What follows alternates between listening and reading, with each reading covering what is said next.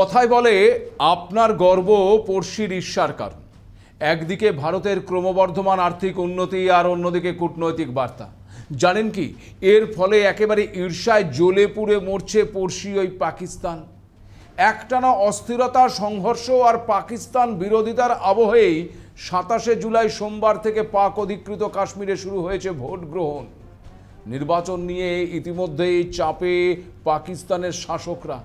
এর মধ্যে আবার সম্প্রতি কার্গিল বিজয় দিবসে পাক অধিকৃত কাশ্মীর নিয়ে ভারতের প্রতিরক্ষা মন্ত্রী রাজনাথ সিং যে ভবিষ্যৎ বার্তা দিয়েছেন, তাতে একেবারে রাতের ঘুম উড়ে গেছে শেহবাজ মুনিরদের। অন্যদিকে আবার ভারত পাকিস্তান সম্পর্ক নিয়ে নতুন বিতর্ক উস্কে দিয়েছেন এক মার্কিন কৌশলগত বিশ্লেষক। ক্রিস্টিনা ফেয়ার যা দাবি করেছেন তাতে কাশ্মীর নয়, ভারত নিয়ে পাকিস্তানের এক নতুন উদ্বেগের কথাই ধরা পড়েছে, আর যার ফলে ভারতের বিরুদ্ধে ইসলামাবাদের সংঘাত বজায় থাকছে বলেই মনে করা হচ্ছে। আর এখন প্রশ্ন হচ্ছে, পাক অধিকৃত কাশ্মীর নিয়ে ভারতের অবস্থান কি আরো দৃঢ় হচ্ছে? ঠিক কি বার্তা দিলেন রাজনাথ সিং? পাক অধিকৃত কাশ্মীরের ভোট কি বদলে দেবে পাকিস্তানের মানচিত্র? কেন ভারতের সঙ্গে সংঘাতের আবহ বজায় রাখতে চাইছে পাকিস্তান? মার্কিন বিশ্লেষকের পর্যবেক্ষণ কি বলছে? ভারতের আরেক প্রতিবেশী মালদ্বীপও কি পাকিস্তান এবং বাংলাদেশের মতন কূটনৈতিক অবস্থান নিচ্ছে? এর তাৎপর্য কি? স্থল থেকে অন্তরিক্ষে ভারত যেভাবে শক্তিশালী হয়ে উঠছে, তার মোকাবেলা কি আদৌ করতে সক্ষম শত্রুপক্ষ? নমস্কার, আপনারা দেখতে শুরু করেছেন এডিটরস ডায়েরি। আমি ভাস্কর দত্ত আরও একটি নতুন এপিসোডে আপনাদেরকে স্বাগত জানাই।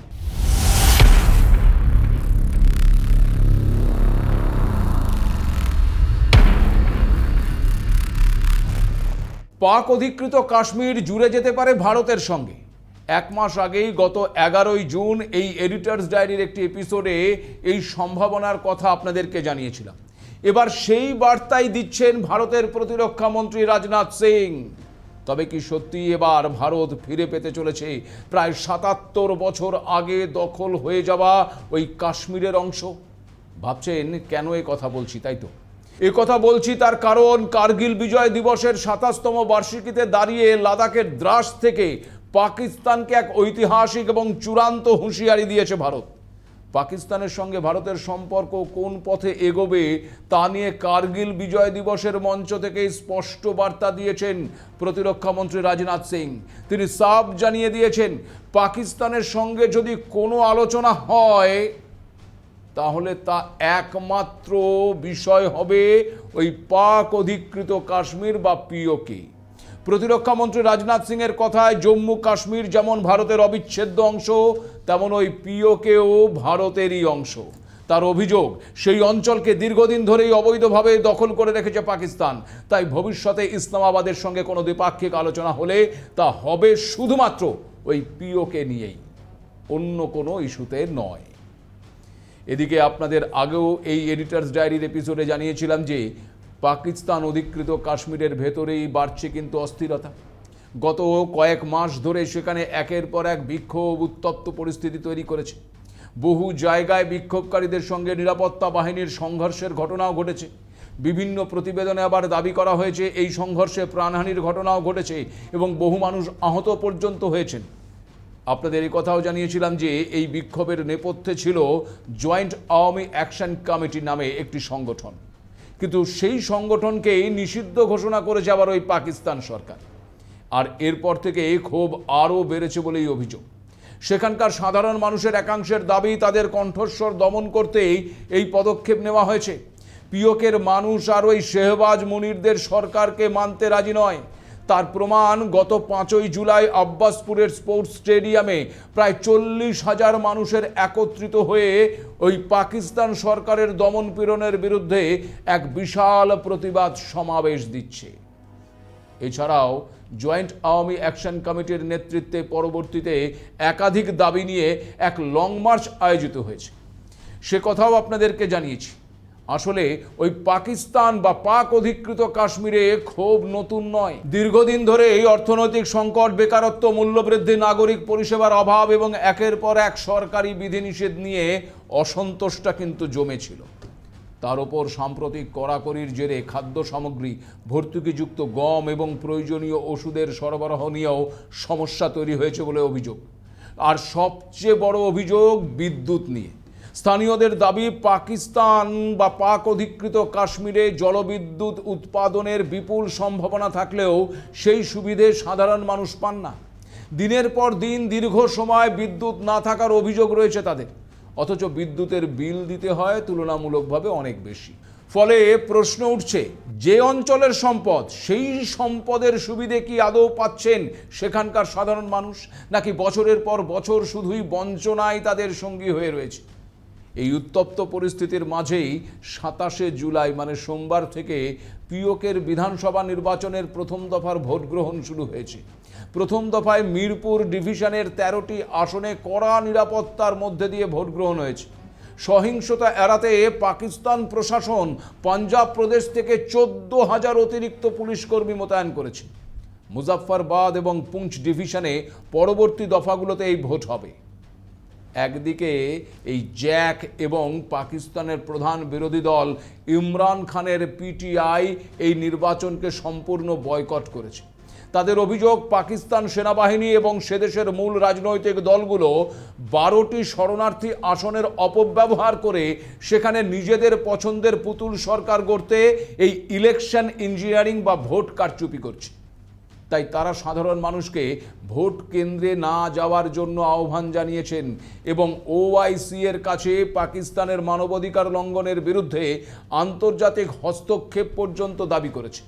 পাকিস্তানের সেনাপ্রধান এবং সরকারের সঙ্গে একাধিকবার আলোচনা সম্পূর্ণ ব্যর্থ হওয়ার পর 27 তারিখই আন্দোলনকারীরা মিরপুর এবং রাওয়ালকোট থেকে রাজধানী মুজাফফরবাদ অভিমুখে চূড়ান্ত লং মার্চ শুরু করেছে।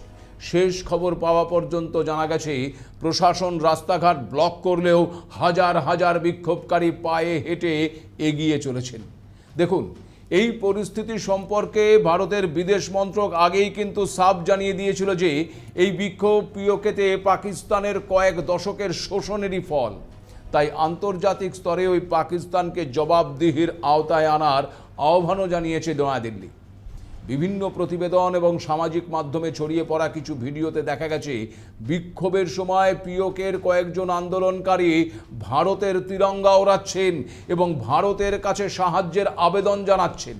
কোথাও কোথাও প্রধানমন্ত্রী নরেন্দ্র মোদীর উদ্দেশ্যে পাকিস্তানের নিয়ন্ত্রণ থেকে মুক্তির দাবি পর্যন্ত করা হয়েছে। একই সঙ্গে সামাজিক মাধ্যমে অনেকেই পিওকেকে ওই ভারতের সঙ্গে যুক্ত করার ইচ্ছে প্রকাশও করেছেন।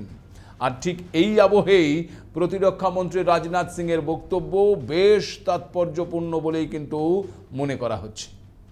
একদিকে যখন এই উত্তপ্ত পরিস্থিতি, অন্যদিকে তখন মার্কিন রাজনৈতিক বিশ্লেষক এবং দক্ষিণ এশিয়া বিশেষজ্ঞ ক্রিস্টিনা ফেয়ার তিনি আবার দাবি করেছেন যে ভারত এবং পাকিস্তানের দীর্ঘদিনের এই সংঘাতের পেছনে শুধু ওই কাশ্মীর ইস্যু একমাত্র কারণ নয়।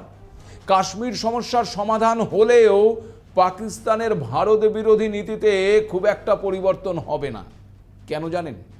কারণ মার্কিন বিশ্লেষকের মতে ভারতের দ্রুত বেড়ে ওঠা অর্থনীতি, সামরিক শক্তি এবং আন্তর্জাতিক প্রভাবই ওই পাকিস্তানের কাছে বড় উদ্বেগের বিষয়। কারণ পাকিস্তানের নিরাপত্তা কাঠামোর কাছে ভারত শুধু একটা সীমান্ত সমস্যা নয়, বরং এটি একটি দীর্ঘমেয়াদী কৌশলগত প্রতিদ্বন্দ্বী।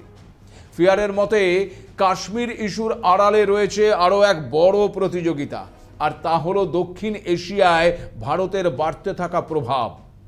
এ প্রসঙ্গে নিজের বিশ্লেষণে 1971 সালে ভারত পাকিস্তান যুদ্ধের প্রসঙ্গও তুলে ধরেছেন ক্রিস্টিনা ফেয়ার। তার মতে সেই যুদ্ধে পাকিস্তানের পরাজয় এবং বাংলাদেশের স্বাধীনতা অর্জন করা আজও ওই পাকিস্তানের সামরিক এবং রাজনৈতিক চিন্তাভাবনায় গভীর প্রভাব ফেলে। ফেয়ারের দাবি, পাকিস্তানের নীতি শুধু কাশ্মীর কেন্দ্রিক নয়, দক্ষিণ এশিয়ায় ভারতের বাড়তে থাকা প্রভাবকে মোকাবেলা করাও তাদের কৌশলের একটা বড় অংশ। আর সেই কারণেই দুই দেশের মধ্যে বারবার তৈরি হচ্ছে উত্তেজনা এবং সংঘাতের পরিস্থিতি। এই মুহূর্তে ভারত বিশ্বের 6ষ্ঠ বৃহত্তম অর্থনীতির দেশ। অন্যদিকে পাকিস্তানের অবস্থান গোটা বিশ্বে প্রায় 40 থেকে 45তম। গোটা বিশ্বই ভারতের সঙ্গে সখ্যতা বজায় রেখে কাজ করতে চাইছে। আর ভারতের এই ক্রমবর্ধমান অগ্রগতিতে ঈর্ষায় একেবারে জ্বলে পুড়ে মরছে ইসলামাবাদ। দেখুন, এ কথা ঠিক যে গত 7 দশক ধরে ভারত এবং পাকিস্তানের মধ্যে একাধিকবার শান্তি ফেরানোর চেষ্টা হয়েছে, কিন্তু পাকিস্তানের দিক থেকে সীমান্ত উত্তেজনা, সন্ত্রাসবাদ, সামরিক সংঘাত পারস্পরিক অবিশ্বাস তৈরি করেছে, আর তার ফলেই শান্তি উদ্যোগ বারবার ধাক্কা খেয়েছে। আর এই প্রেক্ষাপটে ফেয়ারের মন্তব্যকে গুরুত্বপূর্ণ বলেই মনে করছে আন্তর্জাতিক সম্পর্ক বিশেষজ্ঞ মহল। এই আবহে পাকিস্তান এবং বাংলাদেশের কিছু অবস্থানের সঙ্গে কি মালদ্বীপের কূটনৈতিক অবস্থানের মিল খুঁজে পাচ্ছেন বিশ্লেষকরা? জানেন কি, পিওকের দখল ফিরে পেতে এবং সন্ত্রাসবাদ নিয়ে পাকিস্তানকে কড়া জবাব দেওয়ার জন্য স্থল থেকে একেবারে অন্তরিক্ষে কিভাবে ধারাবাহিকভাবে নিজেদের আরও শক্তিশালী করে তুলছে ভারত? আপনাদের নিশ্চয়ই মনে আছে যে পেহেলগাঁওয়ে হামলার পর পাকিস্তানকে একেবারে কড়া ভাষায় জবাব দিয়েছিল ভারত। অপারেশন সিঁদুরের মাধ্যমে পাকিস্তানের মাটিতে ঢুকে একের পর এক জঙ্গি ঘাঁটি তছনছ করে দিয়েছিল ভারতীয় সেনা। পাকিস্তানের কোমর একেবারে ভেঙে দিয়েছিল ভারত। আর এর মাধ্যমে ভারত কার্যত পাকিস্তানকে বুঝিয়ে দিয়েছিল যে সন্ত্রাসবাদকে মদদ দিলে তার দাম এভাবেই দিতে হবে।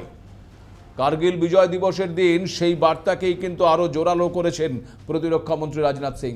তার কথায় স্পষ্ট ইঙ্গিত, ভারতের নিরাপত্তা নিয়ে কোনো আপোষ নয়। পাকিস্তান যদি সন্ত্রাসের পথ না ছাড়ে তাহলে প্রয়োজনে আরও কঠোর পদক্ষেপ নিতেও পিছপা হবে না ভারত। তিনি সাফ জানিয়ে দিয়েছেন যে পাকিস্তানের প্রতিটি শয়তানির জবাব এমনভাবে দেওয়া হবে যে তারা তা কল্পনাও করতে পারবে না। যে কোনো ধরনের প্রতিকূলতা মোকাবেলায় ভারতীয় প্রতিরক্ষা বাহিনী সম্পূর্ণ প্রস্তুত বলেও জানিয়ে দিয়েছেন রাজনাথ সিং। একদিকে পাকিস্তান যখন নিজের চরকায় তেল না দিয়ে ভারতের বিরুদ্ধে সন্ত্রাস লেলিয়ে দিতে ব্যস্ত, তখন ভারত এগিয়ে চলেছে কিন্তু স্বমহিমায়। আপনাদের এখানে জানিয়ে রাখি যে ব্রহ্মসের পর এবার আন্তর্জাতিক বাজারে নজর কেড়েছে ভারতের আরও একটি স্বদেশি অস্ত্র, Pinaka multi barrel rocket system. একাধিক দেশ ভারতের এই রকেট সিস্টেম কিনতে আগ্রহ প্রকাশ করেছে বলেই প্রতিরক্ষা মন্ত্রক সূত্রে খবর। সূত্রের দাবি, প্রতিরক্ষা সরঞ্জাম রপ্তানি বাড়ানোর লক্ষ্যে খুব শীঘ্রই এ বিষয়ে সিদ্ধান্ত নিতে পারে কেন্দ্রীয় সরকার। আর যদি তা হয় তাহলে ভারতের প্রতিরক্ষা রপ্তানিতে যোগ হবে আরও একটি বড় সাফল্য। জানেন কি, এই পিনাকা মাল্টি ব্যারেল রকেট সিস্টেমটা কি, এর বিশেষত্ব কি? দেখুন, পিনাকা সম্পূর্ণভাবেই ভারতের তৈরি একটি স্বদেশি রকেট ব্যবস্থা। এটি তৈরি করেছে ডিআরডিও, আর উৎপাদনের দায়িত্ব রয়েছে বিএল এবং এলএনটির মতন দেশের শীর্ষ প্রতিরক্ষা সংস্থাগুলো। ভারতীয় সেনাবাহিনীতে ইতিমধ্যেই সফলভাবে ব্যবহৃত হচ্ছে এই পিনাকা। তাই এবার আন্তর্জাতিক বাজারেও এই স্বদেশি অস্ত্র ব্যবস্থা ভারতের নতুন শক্তির প্রতীক হয়ে উঠতে চলেছে বলেই মনে করা হচ্ছে। পিনাকা রকেট সিস্টেমের সবচেয়ে বড় শক্তি হলো খুব কম সময়ে একসঙ্গে একাধিক লক্ষ্যবস্তুতে আঘাত হানার ক্ষমতা। বাংকার, অস্ত্র ভাণ্ডার কিংবা সামরিক ঘাঁটির মতন গুরুত্বপূর্ণ লক্ষ্যবস্তু ধ্বংসে এটি অত্যন্ত কার্যকর। মাত্র 44 সেকেন্ডে একটি লঞ্চার থেকে 12টি রকেট ছোড়া যায়। এছাড়াও এই গাইডেড সংস্করণে আধুনিক নেভিগেশন প্রযুক্তি ব্যবহার করা হয়েছে, আর এর ফলেই লক্ষ্যেও নির্ভুলভাবে আঘাত হানা সম্ভব। রকেট ছোড়ার পর লঞ্চার দ্রুত অবস্থান বদলে ফেলতে পারে, যা পাল্টা হামলার ঝুঁকি কমায়। এই সমস্ত কারণেই বিশেষজ্ঞদের মতে আগামী দিনে ভারতের প্রতিরক্ষা রপ্তানিতে এই পিনাকা একটা বড় ভূমিকা নিতে পারে। সূত্রের খবর, পিনাকা রকেট সিস্টেম কিনতে সবচেয়ে বেশি আগ্রহ দেখিয়েছে মালয়েশিয়া, ফিলিপিন্স এবং থাইল্যান্ড। এই দেশগুলোর প্রতিরক্ষা চাহিদার সঙ্গে পিনাকার আধুনিক প্রযুক্তি এবং দ্রুত মোতায়েনের সক্ষমতা বেশ ভালোভাবেই মানিয়ে যায়। পাশাপাশি এই চুক্তিগুলো বাস্তবায়িত হলে ভারতের সঙ্গে ওই দেশগুলোর প্রতিরক্ষা সহযোগিতাও আরও কিন্তু জোরদার হবে বলেই মনে করা হচ্ছে। এছাড়াও আপনাদের এখানে আরও একটা বিষয় জানিয়ে রাখি যে ভারতীয় বায়ুসেনার হাতে আরও 114টি অত্যাধুনিক রাফাল যুদ্ধ বিমান তুলে দেওয়ার পরিকল্পনা নিয়ে জোর কদমে এগোচ্ছে কেন্দ্র। সূত্রের খবর, এই প্রকল্পে এবার বড় অগ্রগতি হতে চলেছে। আগামী আগস্টের মাঝামাঝি ভারতের প্রস্তাবের আনুষ্ঠানিক জবাব দিতে পারে ফ্রান্স। এরপরই শুরু হবে এই দুই দেশের মধ্যে চূড়ান্ত দর কষাকষি। যুদ্ধবিমানের দাম থেকে শুরু করে প্রযুক্তি হস্তান্তর, ভারতের উৎপাদনের সুযোগ এবং চুক্তির অন্যান্য গুরুত্বপূর্ণ বিষয় নিয়ে বিস্তারিত আলোচনা হবে। আর সবকিছু ঠিকঠাক এগোলে ভারতীয় বায়ুসেনার শক্তি বাড়াতে এটি হতে পারে আগামী কয়েক বছরের অন্যতম বড় প্রতিরক্ষা চুক্তি। জানেন কি, এই প্রকল্পের সবচেয়ে বড় আকর্ষণ হলো মেক ইন ইন্ডিয়া। পরিকল্পনা অনুযায়ী এই 114টি রাফালের মধ্যে 94টি তৈরি হবে একেবারে ভারতের মাটিতে। ফরাসি সংস্থা দাসো অ্যাভিয়েশন একটি ভারতীয় সংস্থার সঙ্গে যৌথভাবে এই যুদ্ধবিমান তৈরি করবে। আর এর ফলে দেশের প্রতিরক্ষা শিল্প এবং কর্মসংস্থানেও একটা গতি আসবে।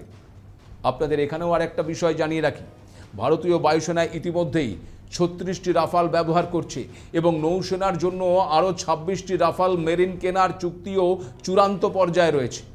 এবার এই নতুন 114টি রাফাল যুক্ত হলে ভারতের হাতে এই অত্যাধুনিক যুদ্ধবিমানের মোট সংখ্যা বেড়ে দাঁড়াবে 176। এর ফলে আকাশসীমায় চীন বা পাকিস্তানের যে কোনো যৌথ চ্যালেঞ্জকে নিমিষের মধ্যেই কিন্তু গুড়িয়ে দিতে পারবে ভারত। সবকিছু পরিকল্পনা অনুযায়ী এগোলে এটি শুধু ভারতের অন্যতম বড় যুদ্ধবিমান চুক্তি হবে না, ভারত ফ্রান্স প্রতিরক্ষা সম্পর্কেও যোগ করবে একটা নতুন অধ্যায়। প্রতিরক্ষা মন্ত্রকের মতে এই চুক্তি ভারতীয় বায়ুসেনার জন্য অত্যন্ত গুরুত্বপূর্ণ, কারণ দীর্ঘদিন ধরেই বায়ুসেনার যুদ্ধবিমান স্কোয়াড্রনের সংখ্যা প্রয়োজনের তুলনায় কম। একদিকে পুরনো মিগ যুদ্ধবিমান ধাপে ধাপে অবসর নিচ্ছে, অন্যদিকে আবার দেশীয় তেজস প্রকল্পের নতুন সংস্করণ হাতে আসতে এখনও সময় লাগবে। ফলে এই ঘাটতি দ্রুত পূরণ করতে রাফালই এখন ওই বায়ুসেনার অন্যতম বড় ভরসা। নতুন 114টি রাফাল যুক্ত হলে শুধু সংখ্যাই বাড়বে না, আকাশ যুদ্ধে ভারতের শক্তি এবং প্রস্তুতিও অনেকটাই বাড়বে বলে মনে করছেন প্রতিরক্ষা বিশেষজ্ঞরা। শুধু আকাশ নয়, ভারত মহাসাগরেও একেবারে চীন এবং পাকিস্তানের বাড়তে থাকা ওই নৌশক্তির মোকাবেলায় নিজেদের নৌবহরকেও কিন্তু আরও শক্তিশালী করছে। চীন এবং পাকিস্তানের যৌথ চ্যালেঞ্জ মোকাবেলা করতে ভারতীয় নৌসেনা 2030 সালের মধ্যেই তাদের যুদ্ধজাহাজের সংখ্যা 200-তে নিয়ে যাওয়ার এক মেগা পরিকল্পনা গ্রহণ করেছে। বর্তমানে ভারতীয় নৌসেনার হাতে প্রায় 132টি যুদ্ধজাহাজ এবং সাবমেরিন রয়েছে। আগামী দিনে এই সংখ্যায় বাড়িয়ে 175 থেকে 200-তে নিয়ে যাওয়ার পরিকল্পনা রয়েছে ভারতের। এর মধ্যে থাকবে আধুনিক ডেস্ট্রয়ার, ফ্রিগেট, করভেট এবং নতুন প্রজন্মের সাবমেরিন। এই পরিকল্পনাগুলোরও সবচেয়ে বড় দিক হলো ওই মেক ইন ইন্ডিয়া। ভারতের নিজস্ব শিপইয়ার্ড যেমন মাজাগাঁও ডক এবং জিআরএসইতে দেশীয় প্রযুক্তিতে তৈরি হচ্ছে বেশিরভাগ এই যুদ্ধজাহাজ। বর্তমানে 60টিরও বেশি যুদ্ধজাহাজ বিভিন্ন পর্যায়ে নির্মাণের কাজ চলছে। বিশেষজ্ঞদের মতে এই শক্তিশালী নৌবহর তৈরি হলে ভারত শুধু নিজের সমুদ্র সীমায় আরও ভালোভাবে রক্ষা করতে পারবে না, বরং ভারত মহাসাগরীয় অঞ্চলেও নিজেদের প্রভাব বাড়াতে সক্ষম হবে।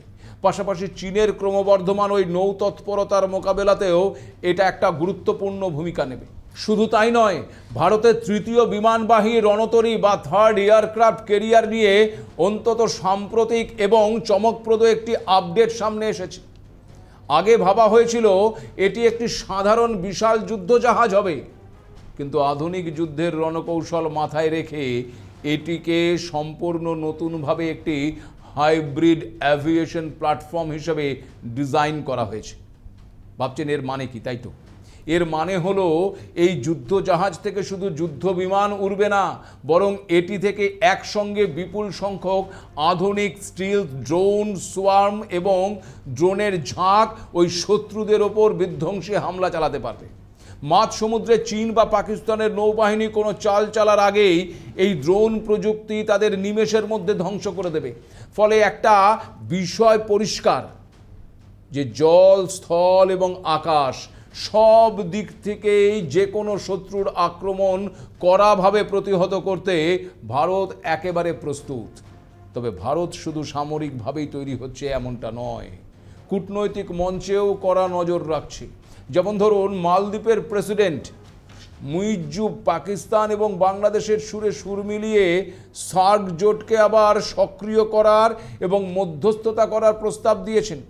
কিন্তু 2016 সালের উরি হামলার পর থেকেই ভারত সাফ জানিয়ে দিয়েছে যে সন্ত্রাসবাদ এবং আলোচনা একসঙ্গে চলতে পারে না। ভারতের পরিষ্কার দাবি, পাকিস্তান সীমান্ত পার সন্ত্রাস এবং জঙ্গি মদদ বন্ধ না করা পর্যন্ত আলোচনার পরিবেশ তৈরি হবে না।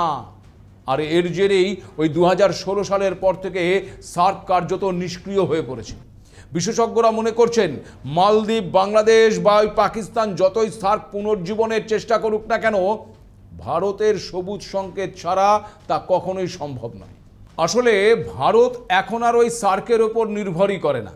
পাকিস্তানপন্থী এই জোটকে এড়িয়ে নয়াদিল্লি এখন অনেক বেশি গুরুত্ব দিচ্ছে বিমস্টেক এবং কোয়াডের মতন শক্তিশালী আন্তর্জাতিক মঞ্চকে। ফলে প্রতিবেশী দেশগুলোর এই কূটনৈতিক চালকে ভারত যে খুব একটা পাত্তা দিচ্ছে না তা বলাই যায়। এখন একদিকে পিওকের সাধারণ মানুষের এই বিদ্রোহ, আর অন্যদিকে ভারতের এই অনড় কূটনৈতিক এবং সামরিক রণকৌশল, এই দুইয়ের মেলবন্ধনে দক্ষিণ এশিয়ার ভূ রাজনীতি কোন দিকে মোড় নেয় এখন সেটাই দেখার। আজ এ পর্যন্তই। নমস্কার।